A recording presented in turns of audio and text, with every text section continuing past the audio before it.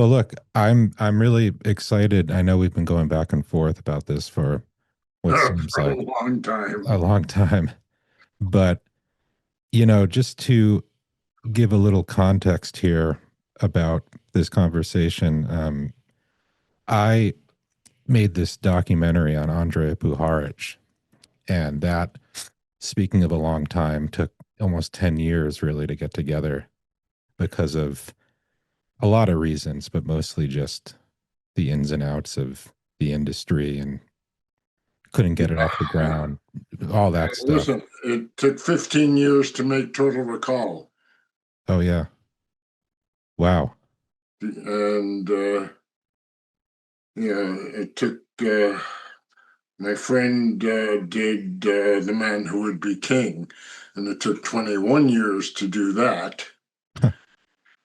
Yeah. And so film industry sucks, but Yeah. It's, it's, if you're not in it for the passion, then you're not in it. yeah, agreed. So that's the background as I've told you. So I've been working on that for a long time, and how I was led to you was because making this film, I was given Puharich's archives, which his son had kept. Puharich died in 1995, or he was actually mysteriously found dead in his home. That's a whole other story. But after that happened, he had left behind like all of his research, all of his work, pretty much everything he had done since the 50s, notebooks, tapes, photographs, everything you could imagine, Super 8 films. So, long story short, I was given all that material to make this documentary. And in that material were like 300 cassette tapes, maybe more. And these were all cassette tapes that were the channeling sessions that he did, that Puharich did, with various psychics and other people over the years. But a large chunk of them were with this woman, Phyllis Schlemmer, and John Whitmore. So I look at one particular tape, all of them were labeled pretty meticulously. And one of them said Roddenberry on it. And of course, knew who Gene Roddenberry was. At this time, I don't think I was too familiar with that story, this story, but obviously the name rang a bell, and that led to putting the tape on, of course, and then realizing this was actually the recording of Gene doing this really long channeling session. So that's just the background of. Yeah, I would love to if you could get me a copy of that. I never saw any of the sessions that was in. Mm, I know he was in a number of them. I've yeah. depicted them in the screenplay for the Nine, um, but um, but I never actually was there to witness them. Mm. Yeah, and that's what's so interesting to me because I've been looking into this for so long, and I think it was just shocking to come across that tape out of so many. Again, there were hundreds, but so I think what's interesting is to speak with you just about your experience with this whole story and Gene and all that. So I wanted to just ask you, how did you get into the industry initially, and what were the circumstances that led you to start working with Gene Roddenberry? Um, I had written I had written pretty much right after college, or right after grad school. A friend of mine had noticed a postcard on a bulletin board at UCLA. Just maybe 6 months after I left UCLA, Mm, and it was looking for a writer to adapt a short story by Robert Sheckley. And so I contacted the person who had posted it, and that turned out to be Ron Shusett. At the time when he wrote, I don't, do you know Ron Shusett's name? no. Alien, Total Recall. Uh, Oh, yeah. Okay. Yeah.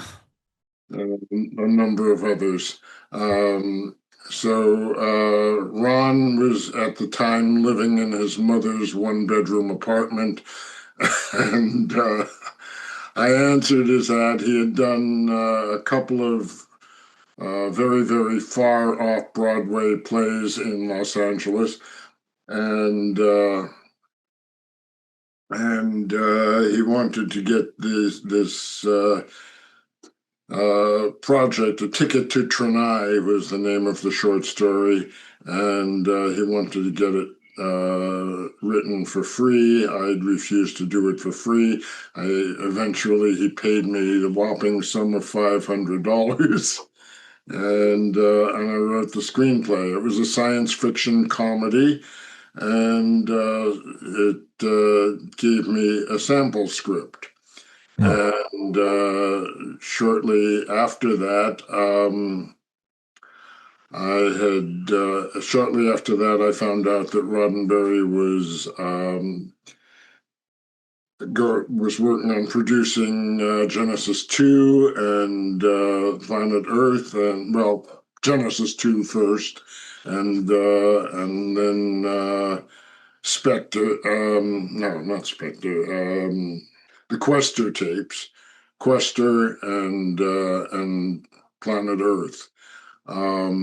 So I then I solicited the his assistant, who after numerous calls, I mentioned at the time that had uh, David Gerald had suggested that I call him, that I Hmm. call Roddenberry. It wasn't true, but I did it anyhow. Um, so, because I knew David from the KCT auction that I had worked with him on.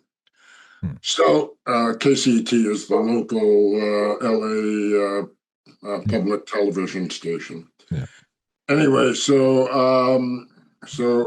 I convinced him that David Gerald thought it would be a good idea for me to do some writing for Genesis 2 or so his assistant read the script, the sample script that I had supplied, and then he recommended it to Gene, and Gene. I think I first spoke to Gene probably sometime in 1972, and Gene promised he'd read the script, and after a year of about a year of me calling him every 3 weeks to a month, he finally claimed to have read it. I later learned he didn't read it, but DC Fontana read it, and she recommended it. Hmm. So he let me pitch. By the time I pitched, Genesis 2 was gone, and he was working on Quester. And so I pitched for Quester, and the story editor liked my pitch, and it was going up the ladder. The Michael Rhodes was the producer, and it was going through him, and they finally agreed to let me, you know, start the episode, and right around that time is when Gene backed out of the series because he was having issues with NBC yet again. Hmm. So I didn't do the Quester episode, but some months later, Gene was now no longer at the studio. He was working out of his home, and he had decided he was going to write a book, and he called me in to do research for him for the book. Hmm. So I would go up to his house several times a week, and we would get stoned and we would talk about the book. And we would talk about the future, and we would talk about Star Trek, and we would talk about all kinds of stuff. It was a great time. I was very young still, and somewhat in awe for at least the first 6 months or so. Hmm. But within a couple of months, Gene had decided not to do the book. But during the time between when I started and when he decided to stop, he had discovered that I had been keeping myself alive doing odd jobs, carpentry and home maintenance and things. Yeah. And Majel had just given birth to Rod, and so Gene had me baby-proof the house so that he wouldn't have to be constantly saying no to the kid. Yeah. And so I did a bunch of odd jobs around the house, including, baby proof, covering all the wires so that he couldn't chew through them when he started to crawl Oh, and jeez. stuff like that. Wow. And and I was still there several times a week. I would have dinner there, and whenever I was there, Hmm. and we got to be friends, which Yeah. was kind of an odd friendship, but because he was quite a bit older than me, but we had a good time, and so Hmm. in 19 May of 75, in my capacity as his handyman, I carried a ton of boxes from his garage back to his the old studio, the old offices that he had at Paramount, so that he could work on the first draft of the feature that they were looking to do. Mhm. And so the Star Trek feature was on. Gene was back in his old offices. I had a somewhat psychic experience. I walked into the office that had been Gene Coon's. I don't know how well you know the series, Yeah. Yeah. original series, Hmm. but Gene Coon had an office, a few doors down from Roddenberry, and I happened to wander into that office with Gene's new secretary, Susan Sackett. Hmm. Yeah. And I walked into the room, and I turned to Susan in a sort of weird way, and I said, "This is going to be my office." Hmm. And I knew it was going to be my office. And May to December. So 7 months later, it was my office. Wow. Huh. So anyway, so while that was happening, I was working on the second draft of Total Recall. Hmm. Um, and Gene worked on the feature script that became the God Thing, or became known as the God Thing, Mhm. which was very similar to the book that we were going to do. Oh, okay. Yeah, I was curious about what the book was about. Yeah, the book it didn't feature any Star Trek characters, but it was about an alien race coming to revealing itself and claiming to be Jesus. Hmm. Oh, interesting. It was an alien computerized race that was pretending to, that was manifesting as Jesus. Oh, sounds So, like something AI could do now. yeah, well, the my conversations with Claude AI are really interesting. Yeah. Yeah. Because the end of Star Trek: The Motion Picture, the whole bit about V'ger wanting to join with the creator and setting a trap to capture the creator. Hmm. That was all me. That was all my thing. Oh, And wow. so Claude learned about that and was very fascinated by it. Mm. So we've had a number of discussions about it, and It's just, it's yeah. very strange to have done the first motion picture that had a computer joining with, merging with a human, Mm. and talking to a computer that is sort of on the verge of being sentient. Yeah, I know. Wow, back then. We so we could probably go on a lot about Star Trek, but I wanted to get Okay, so into you want the nine. well, yeah, I'm curious. That was a great setup to meeting Roddenberry. I didn't know any of that. I was curious, what I read the script, the first draft of the nine script you sent, and I don't know how much is true in what he writes there as far as setting up how he met the group and so forth. But to your memory, how did this all come about in the first place? The fact that he I even believe liked. that Whitmore Whitmore did come to a convention. I'm not totally sure about it, but I believe that Whitmore did go to a convention and meet him. Oh, because that is in the script.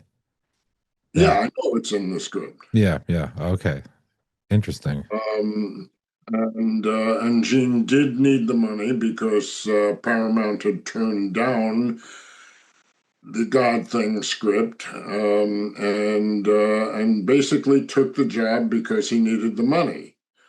Um, and then was sent on the research trip as is in the script. Hmm. And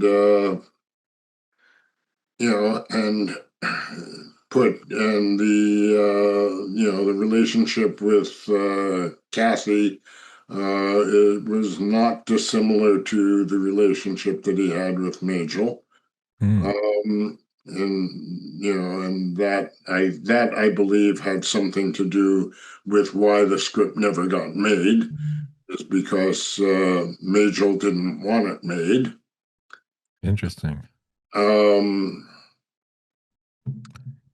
and Okay, so and then the crux of it was, as you recall, the ending of the first draft Hmm. is essentially that Roddenberry states that these are very nice people and he likes them a lot, but he can't believe that. Hmm. Yeah. And he was he was considered something of a crackpot in the first place, and by the networks and the studios, Hmm. and so he didn't want to add that to his situation. Yeah. Which it's interesting because Spielberg was, of course, working on Close Encounters at the time, Mm. and Spielberg was more than happy to embrace it. But Good for him. anyway, when the outcome of the first draft was, completely not what John Whitmore and Lab 9 wanted. It was miles apart from that. And so Gene owed them another draft, and they owed him more money for that other draft. Mm. And so Gene paid me about a fifth of what he was getting, and hired me to write the second draft. So yeah, what was your like? Was he Well, coming during back to the you with during any? the research phase of him working on the script, he went to all the places that were indicated in the script. He saw Thelma Moss. He thought Hmm. Clyde Baxter. He saw Puthoff and Targ.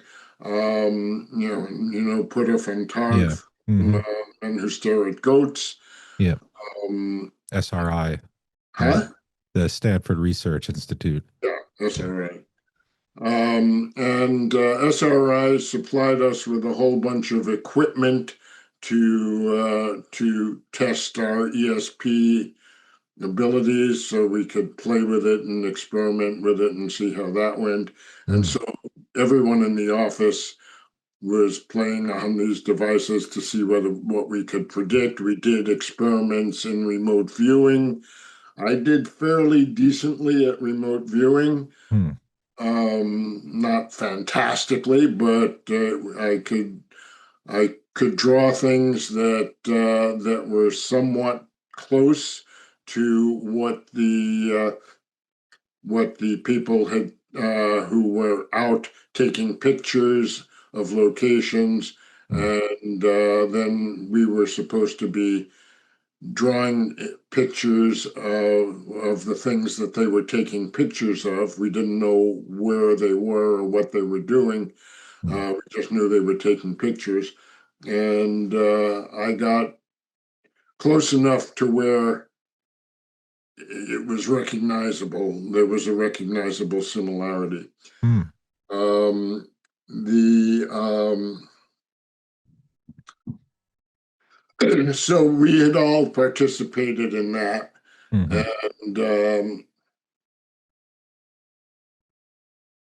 and it was interesting. And and then when Gene wrote the script and the script was not what they wanted, I was a logical choice to, because I had also worked on a couple of treatments for the motion picture Hmm. uh, with Gene. Hmm. Um, so um, I got the job. And when I took that job, and I was very happy to take the job. Hmm. Um, the first thing I did was I thought, if I'm gonna do if I'm going to be able to do anything similar remotely uh, along the lines that the Lab 9 wants, I have to at least allow myself um, the possibility of accepting that it's real. Yeah. I got myself really stoned and I did a meditation on the nine. And the minute I allowed myself to believe it, I was hit with just a colossal weight of responsibility. Who was I to be making this decision for the planet? If there was, if they were going to come, if they were talking about a landing or a visitation, you know, I was caught in the middle of a total dilemma with no way out. Basically, I was either going to be responsible for making the planet accepting of a benevolent race of aliens, or I was going to be responsible for making the planet um, amenable to a potential invasion. And there was, it was going to be one or the other. So there was this tremendous incentive not to believe it, Huh. to deny it the way Gene had denied it. Hmm. I realized that that was the story. That was the story that needed to be told. That gave a plot and that gave character development to the McNorth character. Hmm. And so my revised draft and all my subsequent drafts, and there were a lot of them because I partnered with Whitmore and Schlemmer, Hmm. and I don't know that. Puharich was out of it for, he was out in 95. He died in That's when 95. he passed away. Yes. Yeah. 95. Um, so, um, so it was just Puharich and, not Puharich, it was just Whitmore and Schlemmer that I was partnered with, and I kept working on the script until I had what we all felt was a pretty good version. It was not the version that it wasn't a version that told the story the way that Lab 9 wanted it Mhm. exactly, but it was a story that would have resonated tremendously with Star Trek fans. So it was a version that could be marketed, um, that in a way that made sense for Hollywood, or so I thought. Yeah. The the property was owned by by Whitmore. Okay, where did we leave off? Sorry about that. So we left off. You said that the property of the script was belonged to John Whitmore, but that's interesting. I didn't know that this went on so long into the 90s. Is that true? It went beyond the 90s. It Really? went, we were still trying to get something worked out after Majel died. She Mm. died, I believe, in 2008. Mm. And at that point, Rod's production company stepped in, and they wanted to, they basically wanted to dictate how and what it should be made, and as I had no interest in making it happen according to, letting them. I was not going to give control of the script to them, and I don't think John Whitmore wanted to give it control either. And that was the same thing, same issue with Majel. Mm. And we in theory we could have gone ahead because there was no doubt that John owned the underlying rights. But if they wanted to sue us, and they had either one of them, both of them basically proved to be readily litigious, Mm. they had the money and we didn't. Mm. So, the alternative was either drop it or give them control. We chose to drop it. Mm. Well, to backtrack a little bit to 75 again, I know to your knowledge, what was the agreement? I know it's spoken about a bit in the script, but what was the agreement that Roddenberry and you guys had with Whitmore and Lab 9? Because he wasn't tied, Roddenberry wasn't tied to a studio at this point, right? This was independent.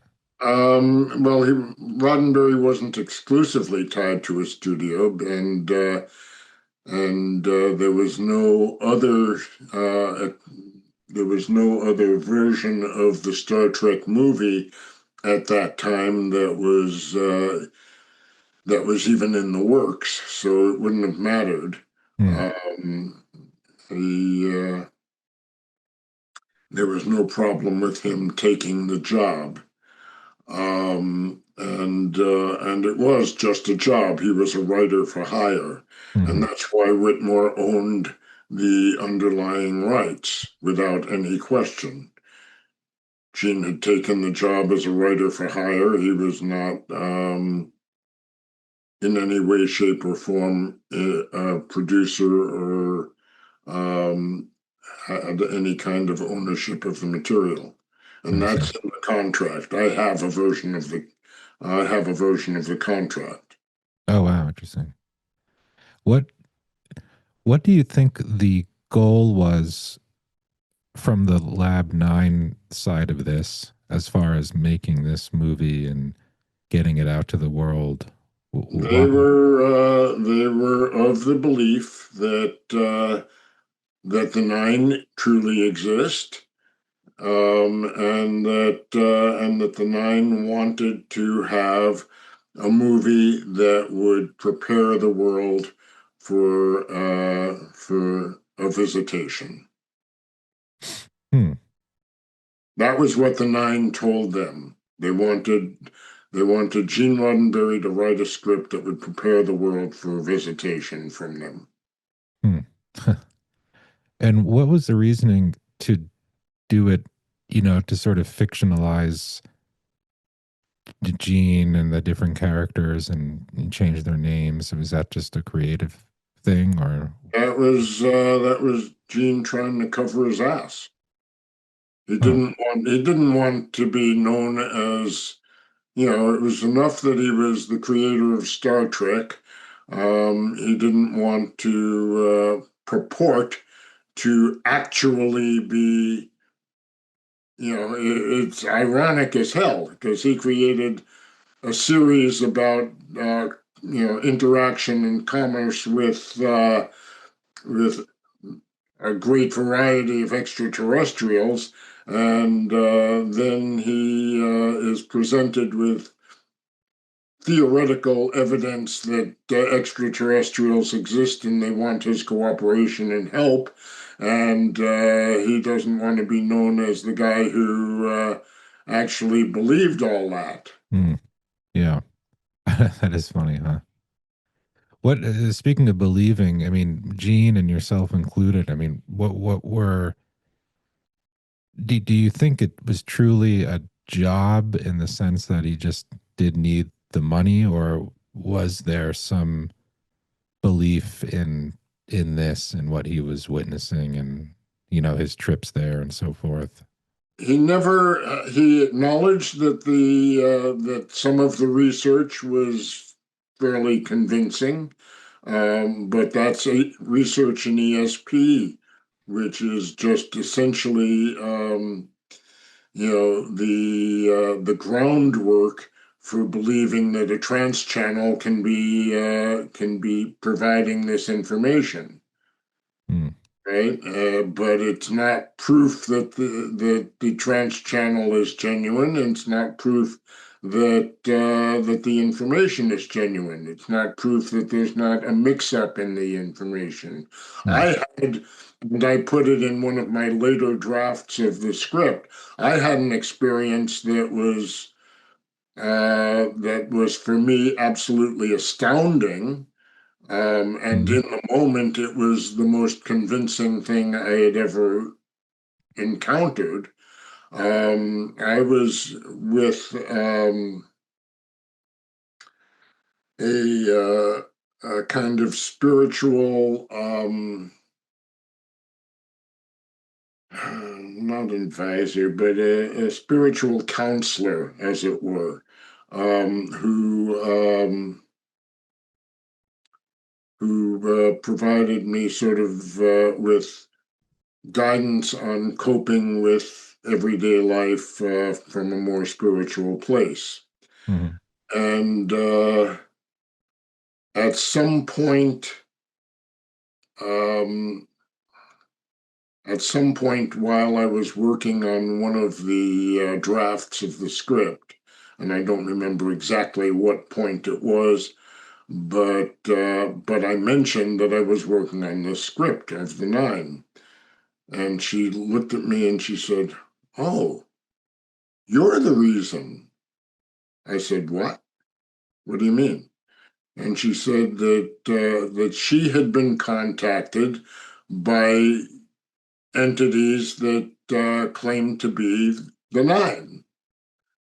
Hmm. And I said, "That's weird." And I said, she said, "Do you want me to channel them for you?" And I said, "Yeah, by all means." And so she channeled them. She didn't know any of their names, but she channeled Tom, and Tom was one of the nine principles. That's right. Yeah. And I presume that's in Gene's communication. Was that the case? Yes. Yes. Okay, so she channeled Tom. And the first question that I had was one I don't know whether Gene ever asked this or not, but the first question that came to my mind was, okay, how can I know you're real? I never got it out of my mouth because Tom responded to the question before I asked it. And he said, the sensation that you're feeling in your right leg right now is us. And indeed, I had a sense of something weird going on in my right leg. Huh. And my reaction to that is holy fucking shit. This is real. And many years have gone by. Since I don't have experience with them every day. I don't have I have no subsequent interactions. Well, I had some subsequent interactions. There, at another. I don't know whether it was just that.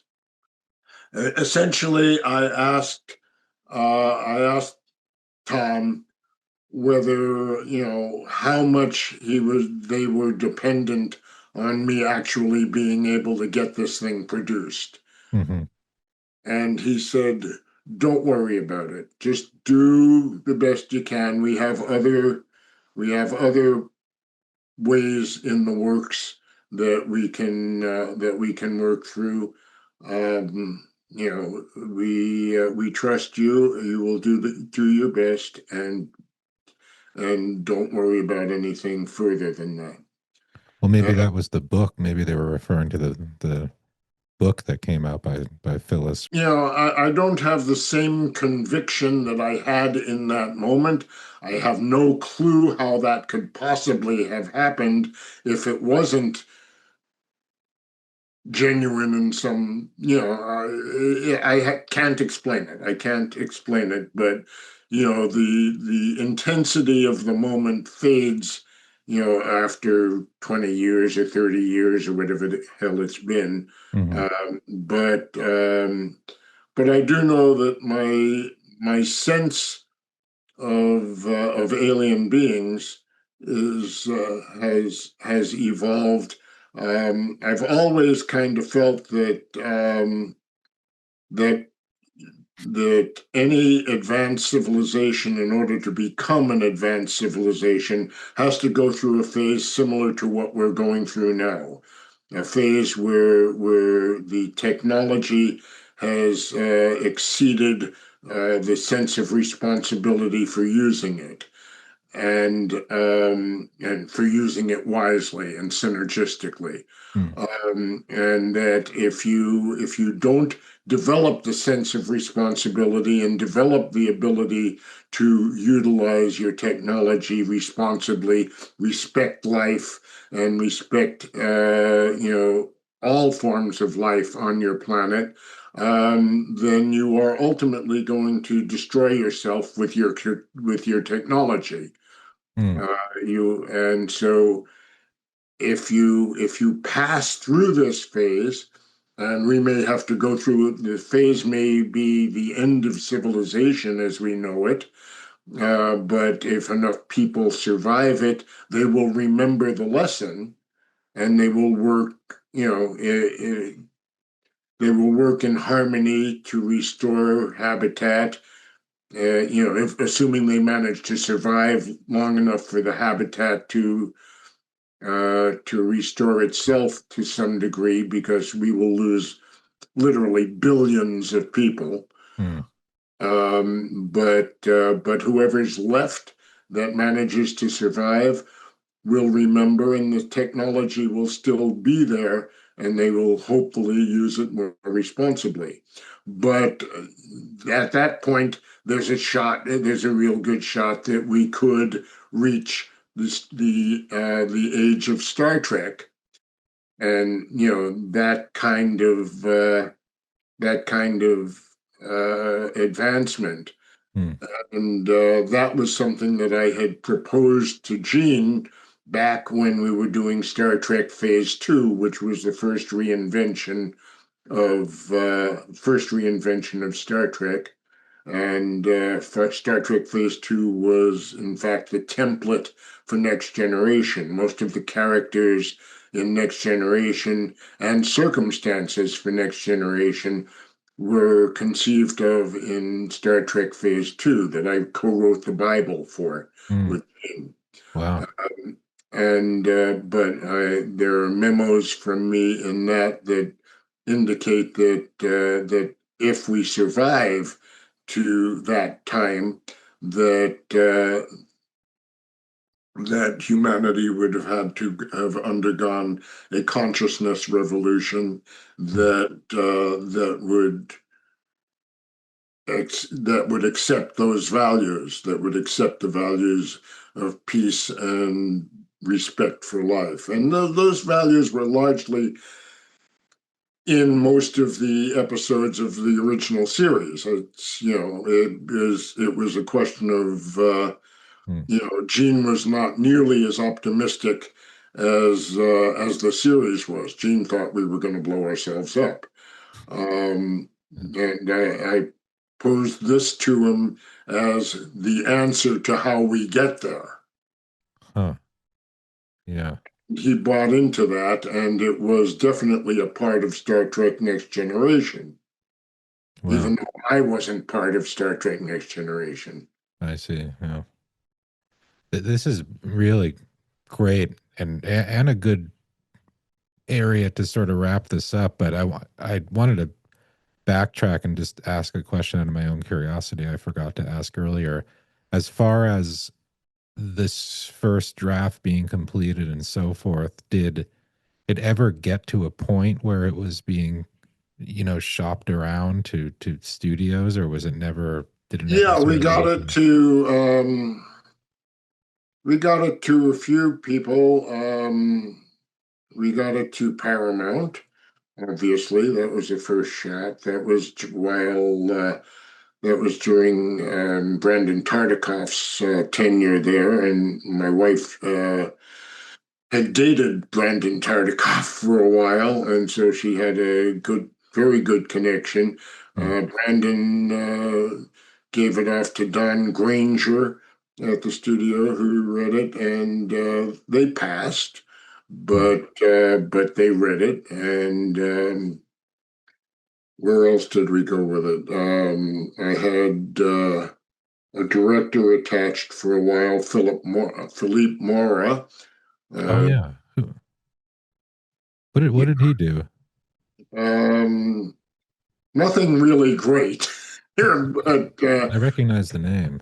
but he had connections to Hans Zimmer, and Hans Zimmer was up for doing the music. And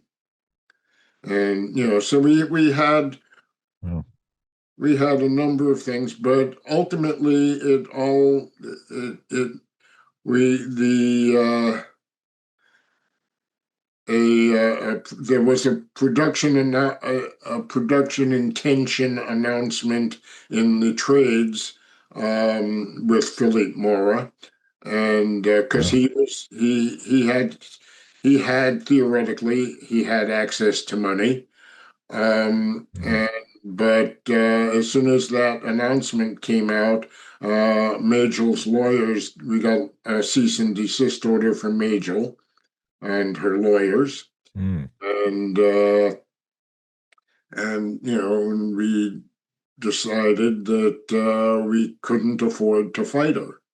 Well, look, this was really interesting, and I just again I've been wanting to do something on this for a long time because I couldn't help but just really be shocked again to find this tape and realize it was actually Roddenberry on it. And, considering how old the tape is, the audio quality is very good. And so I just thought this would be interesting for a lot of people out there and just, who want to learn more about Star Trek history and Roddenberry and so forth. So I Yeah, appreciate well, you talking to me finally.